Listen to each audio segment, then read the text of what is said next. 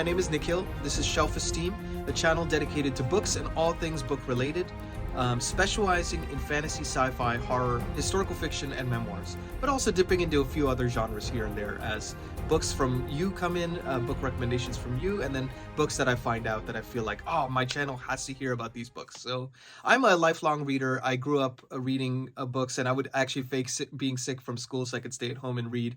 I was that kid. Books have followed me throughout my life, and the Booktube community specifically over the last 5 years has been instrumental in me becoming a film and TV composer that specializes in book adaptations. So in 2019, I saw that The Wheel of Time was being adapted, and I read all 15 books, and then I wrote a theme and hired the Budapest Orchestra, which was not cheap at the time, and it was kind of a bit of a crazy idea, but I hired the Budapest Orchestra, and I made a kind of a main theme of what I would imagine the series to sound like.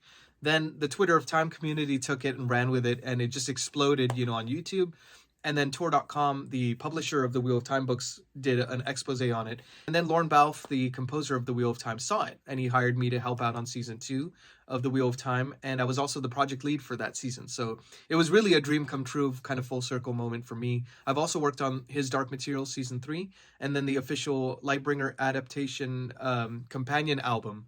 So it's been a wonderful journey, and I'm really excited to talk about books and book adaptations and what makes a good soundtrack and anything related to books, really. Today, I'm going to kind of focus on a weekly update because I really want to keep you all apprised of what I'm reading, what my goals are. I want to hear more about your reading goals for the week as well.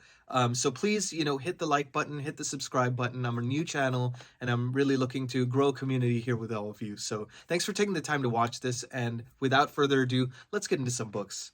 So the first book that I read, and I had a really good reading week actually this week, and it's for both good and bad reasons. It's film and TV has been a little bit slow this week. So the upshot is a little bit more reading time. So I got a chance to read one of the best fantasy debuts I've ever read personally, which is The Forgetting Moon by Brian Lee Durfee, book 1 of the 5 Warrior Angel series. I saw the unfortunate news about Brian being in the hospital and on his long road to recovery, and I was feeling like I really wanted to support the guy. I've watched his channel numerous times, and I've gotten so many great book recommendations from him. So I bought all his books online, and I just decided, hey, I can put some goodwill forward and just read through his books, and I'm so glad I did, because this book is phenomenal. I mean, I read it probably in 5 days. This is like an 800-page book almost, just shy of, and I felt like the world building, the character development, when you find books that have such a large cast of characters and you feel like, how the hell am I going to be able to keep all these in my head, and there's maps and there's deep lore. So part of the reason we like epic fantasy, right? High fantasy. But Brian adeptly keeps all these running threads together, and he makes you relate to every single character. I mean, even the side characters, you really feel something for. And he really makes them distinct and stand out. And I'm a character first kind of guy. Personally, I feel like plot is usually secondary for me as a personal reader. But his plot is incredible too. I mean, his meditation on religion and how that can be used and manipulated, and what is really the truth. If you were to look at different groups of people that have different kind of takes on their religious fervor, what would be the correct viewpoint? And he kind of leaves you guessing through this book, and he sets up a lot of threads that are going to probably come to deeper fruition in the subsequent books, which are The Blackest Heart and The Lonesome Crown. So I like this book so much, and I read it so fast, which I'm not the fastest reader in the world. You'll see in these weekly updates. This week not included, but I'm not the fastest reader in the world. I don't read like 15, 20 books a month. I really take my time with them, and especially with fantasy books. But I felt like this one in particular really had me thinking a lot about it, even when I wasn't picking up the book. So highly recommend it. The Forgetting Moon, if you haven't read it, you absolutely must. Put it up on your TBR. And it got to the point where I finished it, and I immediately started The Blackest Heart. So I just read a few pages, but I fell in love with this world, and I think you will too. So I just wanted to let you know about that. But I know for me, and maybe it's the case for you, but I know definitely for me, reading about all these different characters, it can be a little bit of a daunting process. So I like to pepper in a few books that are kind of refreshers for me, that are a little bit shorter, that are maybe a little bit more plot focused, and kind of allow me to digest both at the same time. That's kind of, for me, what works for reading. So I decided to pick up Adam Nevill's The House of Small Shadows, which is a fantastic book if you haven't read it. It is very gothic. It's a little glossy. I don't know if you can see this. I just checked it out from the library. And I read it in a little over 24 hours. It's about a little shy of 400 pages. It is a very fast-moving book. And it's about a character, an auctioneer. And she is supposed to go to this house to take a look at some, priceless antiques for valuation. But the house and the owner of the house aren't really what they seem. And Adam Nevill really brings on the creep factor very fast. I think that was one of the things I really loved about the book, was he kind of presents this gothic, atmospheric, small village in England, kind of out off the beaten path as a setting for the book. I think that does it a lot of justice. It's kind of a tighter story in that there's only a few characters, and it really lets the plot and kind of this focusing on the small characters really helped move the plot along. So I think that was something that I really enjoyed about the book. Adam also writes from the perspective of, you're kind of seeing what Catherine, the main character, is going through in the book. And so sometimes things will feel like they're very real and scary in the moment, and it turns out to be a false alarm. But you kind of are guided through her POV as you go along with this book. And I thought that was brilliantly done. And it was, I would put it up there I'm a big Stephen King fan. And I would put it up there with the scares of a really good Stephen King book, a classic Stephen King book. So if you like gothic horror, atmospheric horror, and you like books that have a lot of scares, then I highly recommend this particular one. So this one was good. I think for me, something that did fall short towards the end was, how sometimes you'll see books that have a fantastic setup. The first two thirds are like a 5-star read.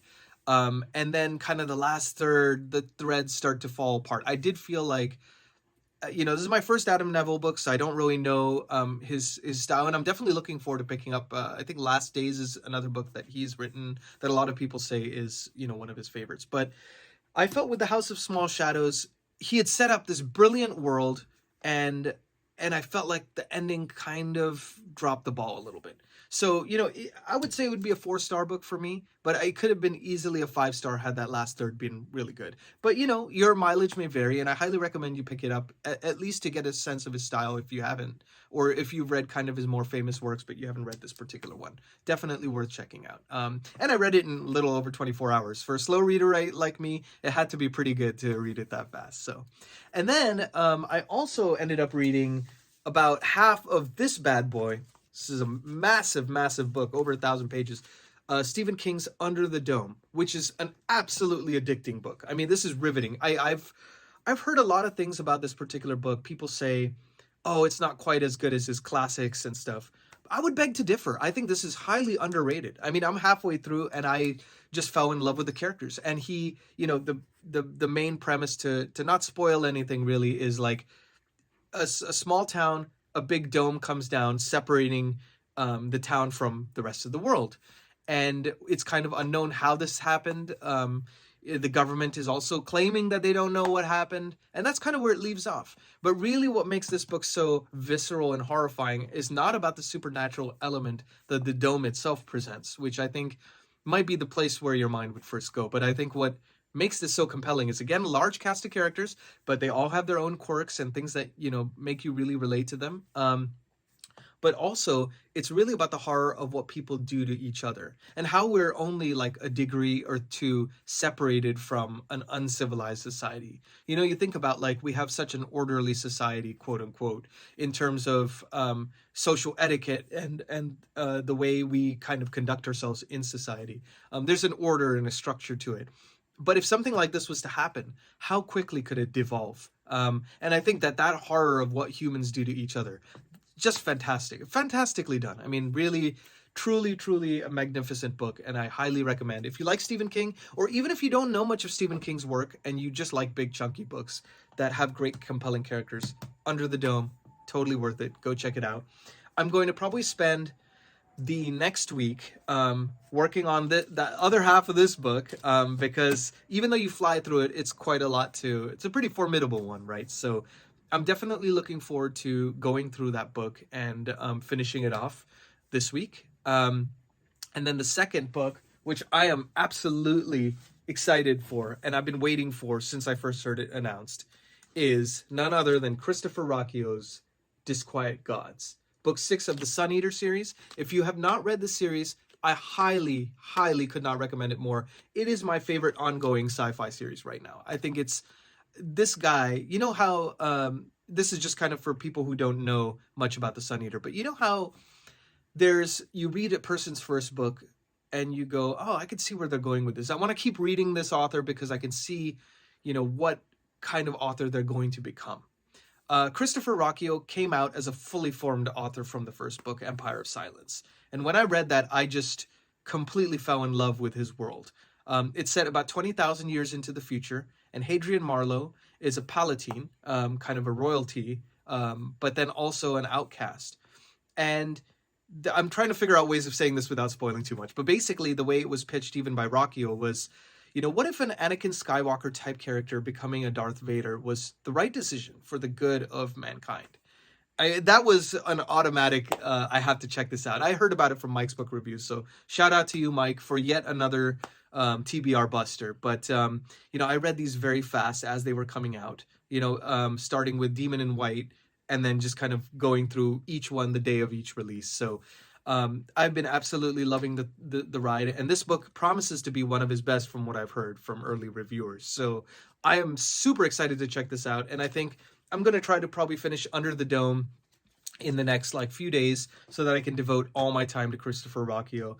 I probably won't be able to finish both in this next week, but I'm definitely going to try to clear the decks so that Ruocchio is fully my priority as soon as possible. But I've been so excited to get into this book, guys. I can't tell you how much he means to me. To the point where I introduced my wife Linda to his series, and I didn't have a wife for 2 weeks because she just went through all 5 books and the novellas in 2 weeks. She reads way faster than me, so it was it's been a wonderful thrill ride. I can't wait to see what he does next. So and I kind of wanted to close this segment off with a little bit of what I'm up to on the music side of things, because, I think it's kind of fun to cross-pollinate a little bit and just talk a little bit about my career that relates indirectly to books and book adaptations. So I think I mentioned to you earlier in the video, I had been working with Lorne Balfe on his TV shows for about 2 years. So I worked on about 11 TV shows. So it was not a lot of sleep, a lot of 7-day work weeks. I was working probably 90 to 100 hours a week